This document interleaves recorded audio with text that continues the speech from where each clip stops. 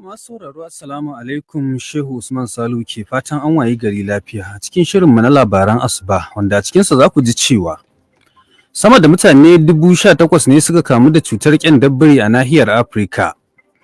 Yayin da ambaliyar ruwa ta kashe mutane da dama da rusa gidaje fiye da 2,000 a jihar Zamfara, a nan Kano ana fargabar mutane sama da 100 sun rasa muhallansu biyo bayan mamakon ruwan sama da aka samu a kwanakin nan a ƙaramar hukumar Warawa. Karamar hukumar Warawa musamman yankin mu na Mazaɓata na Gado, mu dai a damuna bana dangane da ta'adin ruwa sai dai mu ce inna lillahi wa inna ilaihi raji'una. Domin tsakani da Allah mu ruwa ya mara ta'adi sai da inda dan adam yake tunani sai dai kawai wani mutumin da Allah ya sa ya zo idan sai ya gani nan zai tabbatar da ta'adin da aka yi mana.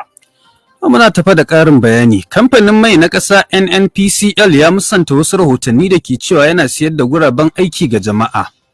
Da kasashen ƙetare kuma shafin sada zumunta na X da aka fi sani da Twitter ya dakatar da aikinsa a Brazil.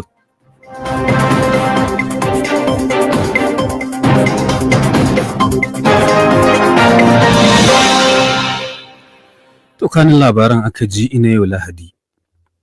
13 ga watan Safar na shekara ta 1446 bayan hijira, daidai da 18 ga watan Agustan shekarar 2024 miladiya. Bari mu somo shirin da sha'anin lafiya da ke da alaƙa da ƙasashenmu na nahiyar Afirka. Da Hukumar Lafiya ta Tarayyar Afirka ta ce tun daga farkon wannan shekarar an gano mutane 18,737 da suka harbu da cutar ƙyandabbiri, cikinsu har da 1,200 da aka gano a rana guda. Wannan adadi sun harbi ne da ilahirin nau'ika uku na wannan cuta. Har da sabon nau'in Clade 1B wanda ya tilasta wa Hukumar Lafiya ta Duniya ayyana dokar ta ɓaci a ranar Laraba da ta gabata. To zuwa yanzu an tabbatar da mutane 3,100 sun kamu da cutar, a yayin da ake zaton 15,636 suna da wannan cuta ta ƙyandabbiri a ƙasashe 12 da ke cikin ƙungiyar tarayyar Afirka.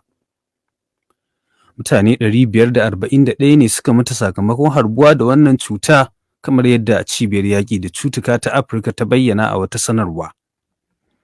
To a jamhuriyar demokuraɗiyyar Congo, inda nan ne cutar ta fi ƙamari, kuma an fara samun nau'in Clade 1B na cutar ne a watan Satumba shekarar 2023. Mahukunta sun sanar da samun mutane 105, wato 1,500 da suka harbu da cutar, da waɗanda suka mutu 24 cikin mako guda.